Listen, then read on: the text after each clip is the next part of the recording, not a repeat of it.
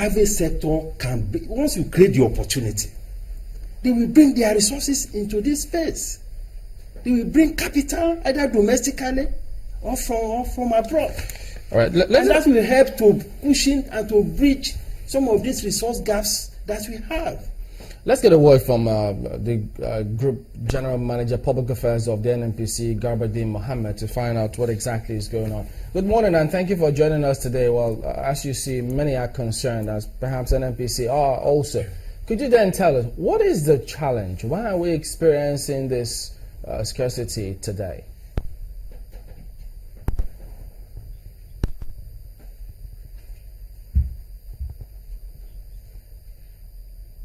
Can you hear us, Mr. Garba-deen?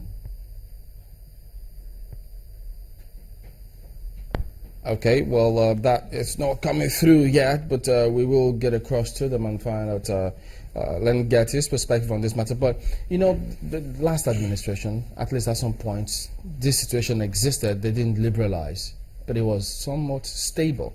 What do you think they did right? Or how come we had that situation? And now we're almost having the same kind of situation, but now we're in scarcity. Because we had the resources at that time. Oil was selling at over $100 per barrel. We don't have that kind of resources anymore. But this government knows that the resources is not there. And that is why there's so much pressure. I mean, the CBN cannot afford to provide the forex enough for an NPC to import what it should import. The major marketers and other marketers importing are not getting the foreign exchange. And if they go outside the system to source for foreign exchange, the product will land at a much higher cost. If the product lands at a much higher cost, the DPR will say that you cannot sell it above 86 or 86 naira per liter. You know, now that Chamberlain is gone, you don't run an economy that way. He's just reminded us of what happened within the last administration, and you would see that some of the plans put in place by the last administration did work.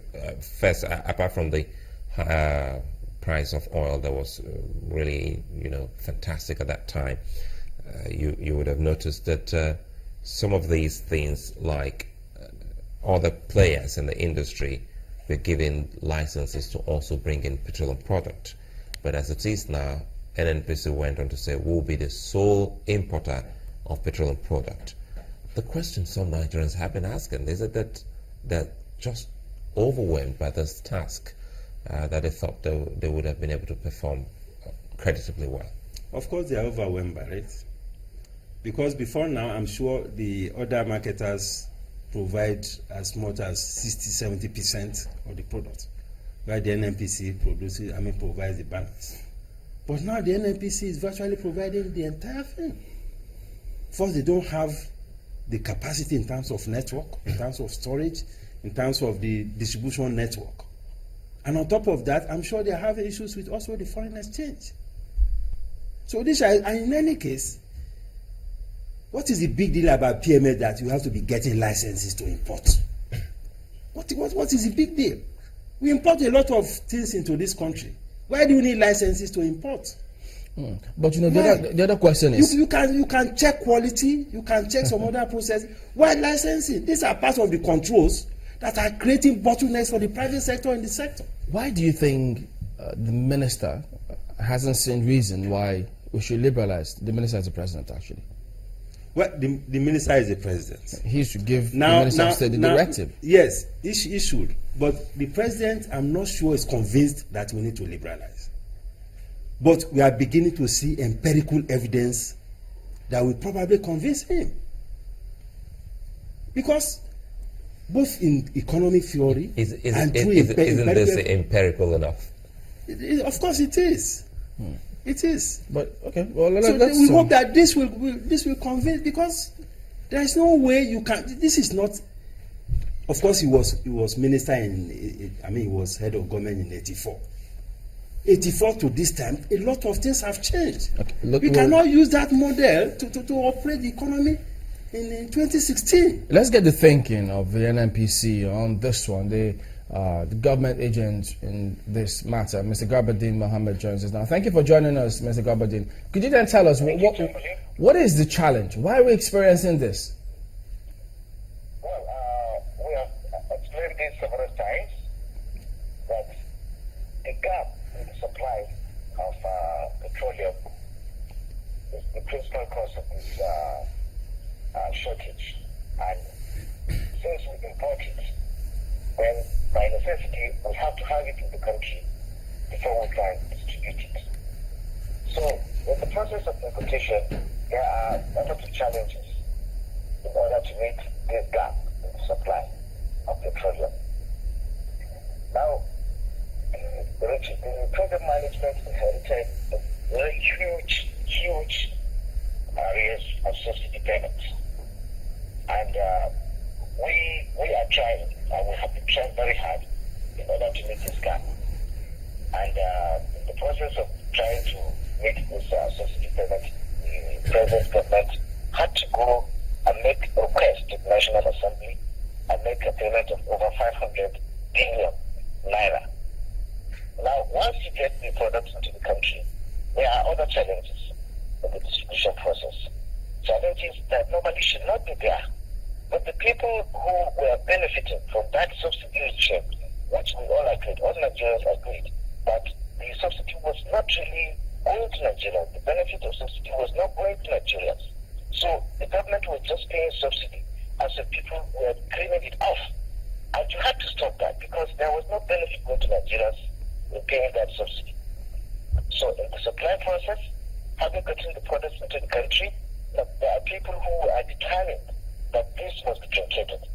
In the supply process, in the way we control the movement of the products, ensuring that it does not even get to its destination. These are all the challenges that the NNPC management has been trying very hard to overcome. All right, let me jump in briefly if you allow me. Now, you've identified a number of challenges. You're just speaking about the huge deficits that this government inherited from the previous one almost a year down the line. But then, if you did identify that the subsidy payment was not working and all sorts of arguments are making the rounds about it, why don't you then stop paying subsidy and remove it and liberalize the sector as LCCI is advocating?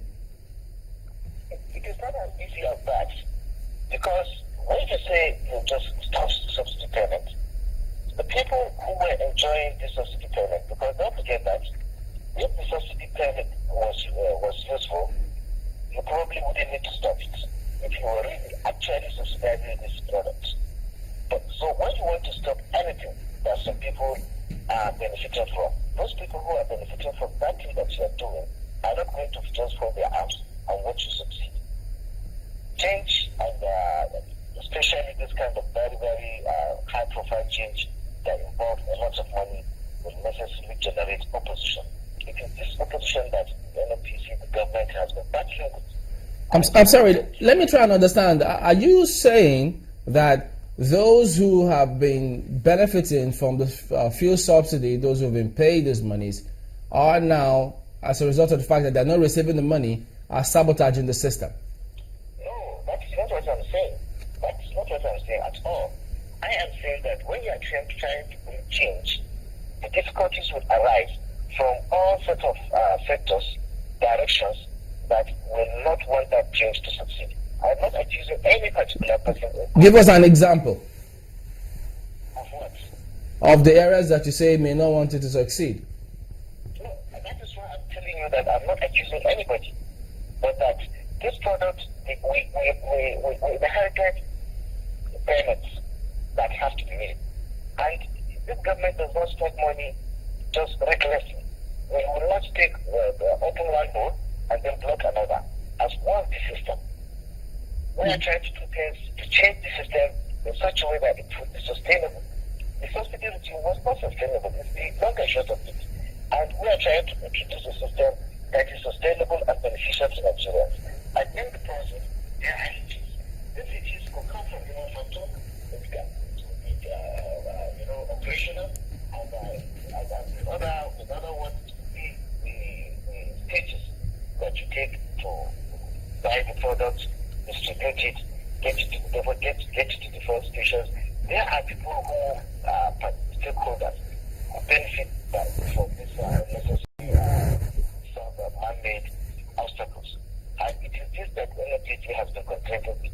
So I'm not saying that people who are benefiting or receiving subsidy payments are not necessarily causing the shortage, but it is a whole lot of operational issues that NNPC is trying to deal with.